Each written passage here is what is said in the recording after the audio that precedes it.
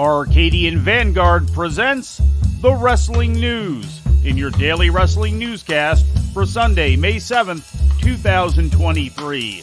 Good morning, I'm Mike Sempervive. We begin today with WWE Backlash, which aired live last night on Peacock and the WWE Network from the Coliseo de Puerto Rico in San Juan, Puerto Rico. We've seen Brock break people's arms. If Cody doesn't tap, Brock is going to break his arm, period. Cody trying to hang on. Cody off the hips, shoulders down. Cody got it. Cody got it. The main event saw Cody Rhodes defeat Brock Lesnar by pinfall in 9 minutes and 43 seconds. The finish came when Rhodes reversed the leverage while trapped in Lesnar's Kimura lock submission hold. In a rarity for WWE, Lesnar bled heavily during the match after a spot in which he was driven into an exposed turnbuckle. In the other half of the evening's main event, the Bloodline team of Solo Sikoa and the Usos beat Matt Riddle and undisputed WWE Tag Team Champions Sami Zayn and Kevin Owens when Sikoa pinned Riddle at the 22-minute and 5-second mark. Platinum recording artist Bad Bunny had his first singles match for WWE on the card, defeating Damian Priest in a San Juan street fight in 25 minutes and 3 seconds. The no disqualification match saw involvement from 35-year veteran and Puerto Rican wrestling superstar Savio Vega, also known as TNT. Vega helped Bunny to even the odds against the interfering Judgment Day and was also joined by former WWE star Carlito Colon, son of Carlos Colon, who helped found Puerto Rico's World Wrestling Council.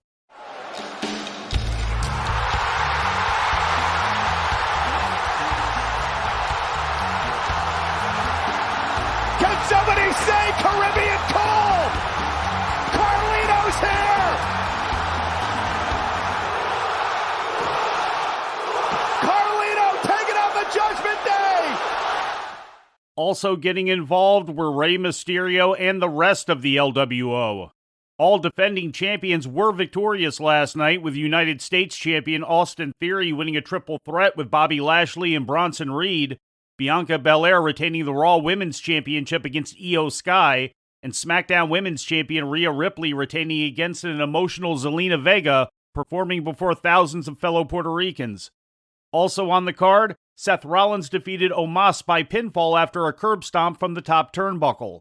Last night's Backlash was the first WWE Premium Live event held in Puerto Rico since the 2005 edition of New Year's Revolution, headlined by an Elimination Chamber match involving Triple H, Randy Orton, Batista, Chris Jericho, Edge, and Chris Benoit. In ratings news, overnight numbers for last Friday's SmackDown, the Backlash Go Home broadcast, showed a significant drop in viewership, with 1.976 million tuning in, according to Spoiler TV. That would be a loss of 500,000 viewers, or roughly a 20% drop from the previous week's total viewership of 2.473 million. The overnight rating in the key 18 to 49-year-old demographic was 0.47, also significantly down from the previous week's 0.67 key demo rating. Last Friday's SmackDown was up against both the NBA and NHL playoffs, and was also following the previous week's episode, which had a strong increase due to the WWE Draft. Full ratings numbers for SmackDown are expected later this week. And in news out of Japan, the 39th edition of the All Japan Champions Carnival came to a close today in the Ota City section of Tokyo, with the company crowning Shotaro Ashino. The 33-year-old All Japan regular tapped out T-Hawk in 26 minutes and 45 seconds with an ankle lock to win his first Champions Carnival tournament. This was the 39th Champions Carnival overall and the 33rd consecutive since 1991. Past winners include such names as All Japan founder Giant Baba, Jumbo Tsuruta, Stan Hansen, Mitsuharu Misawa, Toshiaki Kawada, Vader, and Keiji Muto. In the only championship match held during the show, Naruki Doi held on to the All Japan World Junior Heavyweight title, defeating Dan Tamura. The penultimate bout of the night saw New Japan's Tetsuya Naito and Bushi make an appearance.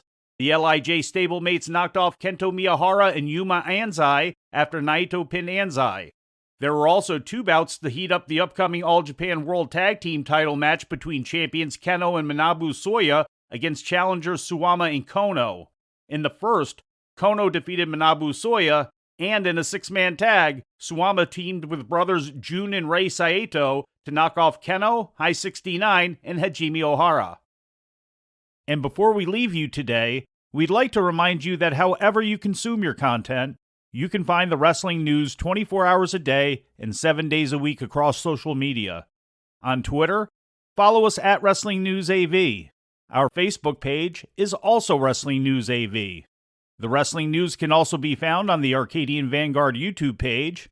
And for those who utilize Amazon Echo devices, just tell Alexa to play the Wrestling News podcast. And remember to make sure you add podcast at the end. Once again, for daily updates, breaking news, and more, follow the Wrestling News across social media. And that's the news for today. If anything happens, we will be here to tell you about it. No clickbait, no paywall, just the Wrestling News. The Wrestling News is a division of Arcadian Vanguard, and the Wrestling Newscast is a production of the Arcadian Vanguard Podcast Network.